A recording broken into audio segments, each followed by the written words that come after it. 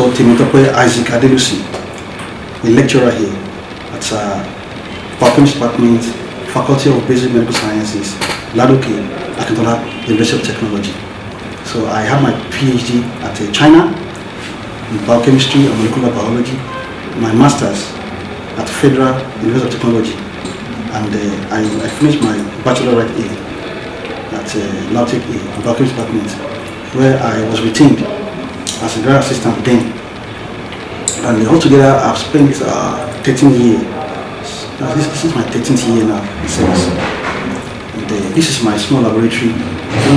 After I finished my PhD, so I focused at computational biology and drug discovery.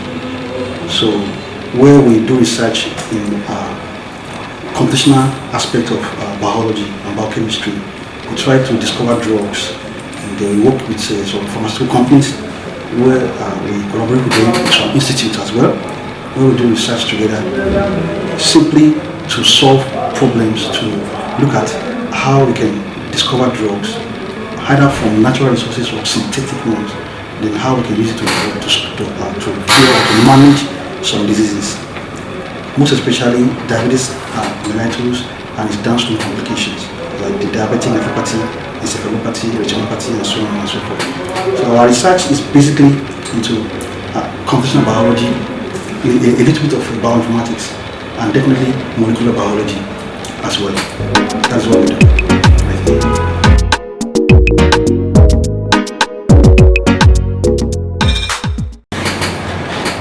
Thank you very much. My background, I've said the other time that it's all about general biochemistry. So it's when we go into postgraduate courses, that's when we try to make our choices. But sometimes, even in my master's, the area of your research is strictly dependent on the area of research of your supervisor. I was under the tutorship of Professor then Dr. G. Obe of FUTA, that's Federal University of Technology, Akure. And his research was into functional foods and plasticals. And I think that's exactly what he still do till date, functional food and plasticals. So my master's was basically into functional food and plasticals, which is a branch of food biochemistry. But when I traveled out, I did my PhD in molecular biology. In fact, my professor was a professor of pharmacology. But my research was into biochemistry and molecular biology. Okay, so that's exactly what. But the knowledge I have right there all together was what I use in what I'm doing right now. Because when I came all the way from China, I realized that all the techniques, all those sophisticated techniques that I used then, I might not be able to do all those research here, but I can use the knowledge in another field which I love so much, and that's computational biology. So the knowledge that I already acquired in molecular biology and biochemistry, and even in functional food and plasticals, so I combine them together, and to the glory of God, I've been able to use them to foster biochemistry in a way that is different. Right here in this department, I will be the first person to start computational biology, even in this whole faculty, to start computational biology, and it has been something I loved before, because I was initially into IT, information technology, even before I even started masters. So I've been into computational stuff before, and at the end of the day, I found it much more interesting compared to the one I've learned before. But the knowledge that I had, both from my master's and my PhD, actually really helped me to do this. Another thing that helped me to make my choice for this particular aspect of research is because it is easy to set up a lab. If I want to set up a lab of molecular biology, I know how much it's going to cost me. I'm going to spend millions of naira. Molecular biology, to buy a PCR machine alone, small machine, I know how much it's costing. It costs in China. But to set up a lab with two different laptops, this laptop costs us like $1,500,000 naira. This one costs us less than $1 million. With 3 million naira, 4 million naira, you can set up something that you can use for a long time, and it gives you much more results than spending millions, tens of millions of naira in a laboratory. And a lot of the time, it may not give you enough results, enough output that you really desire. So it's one of the things that I think I thought of when I came from China, and I felt like, let me start my laboratory in computational biology. I learned it nearly here because my PhD was not in computational biology. When I came, I just had an introduction to computational biology when I was doing my PhD. Because when I came all the way from China down to Nigeria, I sat down and I learned it. So that's why I felt like I want to be a professor in that field. And that's exactly what I do now. Thank you very much.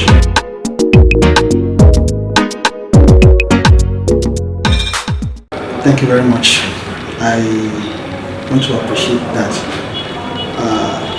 I thank God for everything, because I believe that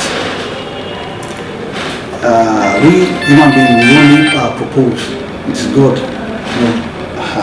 that make things work the way we plan. Even if you plan something and it goes exactly the way you plan it, it doesn't mean that you are perfect or you know how to do that thing.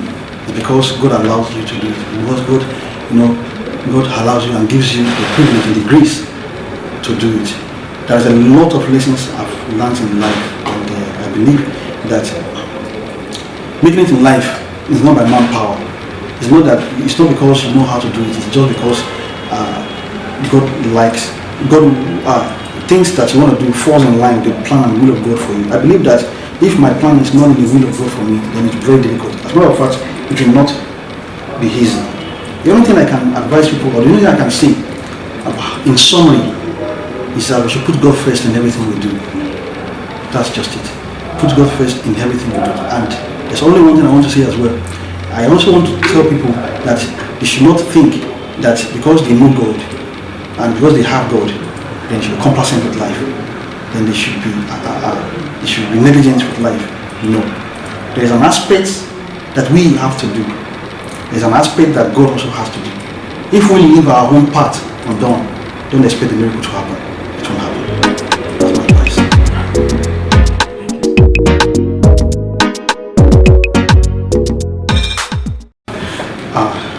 Thank you very much. Definitely, when you talk about academics, then most of us are not social people. That's the bitter truth. But that does not mean that we are not still social. Like even in our own little world, we still do some social stuff. Yeah, I'm not into sports, but I like watching football once in a while. Then social life is not my thing that much, but we find a space for it, because without it too, life will not be interesting. You can't be staying in the lab all the time. You can't be going to class to teach all the time. You can't be working all the time. So we still create time, some little time for some social life. So I don't want to say that it deprived me of it. It made me to be much more productive. That's the way I want to see it. So, that's the way I want it, because I love what I do. So the most important thing is you loving what you do. So if you love what you do, it's fun. It's in itself. Yeah, it's fun. A place where you stay and you stay till 9 p.m. and you don't feel like you are bored. So it's already fun. It's not only it's insane itself, it's social life to me. Coming to the lab, seeing my students, we talk, we discuss, research together, in a way that is interesting. Not in a way that is bored, in a very interesting way. So I see it as a social life on itself. It's social. But when I talk about social life, I'm talking about something that makes you happy, right? So my research makes me happy. So it's fun in its own. So when you are seeing fun in what you do, it doesn't deprive me of any social life. Yes, I've taken it as my life. So it's interesting, because I am doing what I love to do and what I have to do. Thank you very much.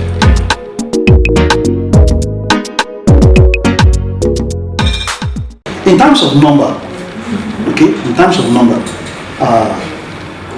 I can say categorically that Nigeria is the giant of Africa. The essence of the number, the number is all about market. Because the truth is that if we are one, if you look at ourselves one in Nigeria, if we love ourselves in Nigeria, if we create a product, we have the market for it. At least even in this Africa, we should be respected. That's exactly what happens in China. That's China doesn't need anybody to survive. Without the US, without Japan, without any, China on their own can survive. Why? They have the number, they have the population. If they started producing a phone today, or a laptop today, or this paper today, they have the market for it. Because everybody in Malaysia to be buying that thing. They cherish their own thing more than others. Why are we called the giant of Africa? It's one of the reasons, it's one of the number. It's one of the number. Because we have the number, we're not more than 220 million now in Nigeria. I'm so sure that the next 5 years should be closer to maybe like 300 million in this particular country. That tells us there's no place in Africa where you have that number. And that tells us that what? That tells us that we have the market, we can make things happen. That means we can produce goods even for other neighboring African countries if we really can really tap into that power. But the truth is that we are not tapping into it. That's the truth. We are not tapping into it. We are not tapping into it. So Nigeria is the giant of Africa, but we need to start looking beyond the limits of petroleum. We need to start looking beyond the limits of petroleum. We need to start looking into diversification. Let's look into some other things that God has given us, some mineral resources that God has given us that are not even yet to be discovered. Why must we say, oh, it's only fuel, it's only petroleum, that the crude oil that determines everything about this, the whole market of the whole nation, that determines everything? It should be. We should have minimum like 4 or 5 things that our economy will depend on, not only in one factor. And that's why it's very easy for our economy to run down. Because we only one thing is determining the whole thing. So to me, I believe that the reason why they call Nigeria the giant of Africa is because of the natural resources that God has given us. It's because of our number, our diverse. Just imagine, I've never seen, you know the amount of tribes we have in Nigeria, and we are living together in the same country. I've never seen it in any place in the whole world. As in, there are many things that are destined about Nigeria. You see different tribes, different languages. We have in Nigeria, we have more than 20 languages. It is in Nigeria we have here more than 20 languages, and we are still in the same country. And facing in one country, there's nothing distinct about us. But we are not tapping into that particular thing, that thing that distinguishes us. That thing that makes us the giant of Africa. We should start tapping into it so that we will be a real giant of Africa at any point, so that we can express the beauty of the name that everybody knows us to answer, giant of Africa. To me, I believe we are the giant of Africa, but we need to do more than what we are doing right now. Thank you very much.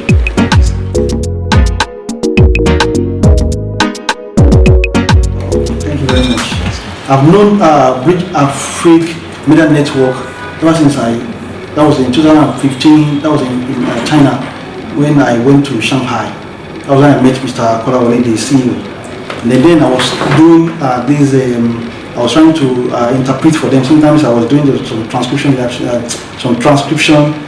for them, transferring from English to Chinese. Then when I was learning Chinese, then I tried to also follow them to some companies in order to link up some factories where they make transformers to Nigeria here and so on and so forth, trying to create some markets for those that are here in Nigeria from China like that. And I want to say that there is no other company, there is no other magazine that, I've never seen anyway, I don't know if it still exists, I've never seen any other company or any other magazine that does this. Not even a single one in the whole world that links up China with Africa. There's a lot of benefits in China. When it comes to the business world, forget it. China is number one. We all know that. That's clear. So linking China to Nigeria, to Africa at large, it's a beautiful thing. It's distinct. And I want to say that what Bridge Afrique is doing is is one is you can't find it anywhere, and it must be cherished. We are trying to link up businesses in China with that of Nigeria to China, even culture, not only even culture, and so many other things like that. In order for us to be able to exchange benefits between ourselves, China and Africa, I think British Africa is the best. Well, as a matter of fact, they are also second to none. So because I have not seen anyone competing with them in that particular aspect. So what they are doing is distinct, and it must not be stopped. It must be promoted. I love British Africa. They are doing good. They are really God is really helping them. Hello, sir. With my own protein, I was really able to lock all our alignments, over several alignments with that particular protein, and all the document results are available in my system. How are you? I'm trying to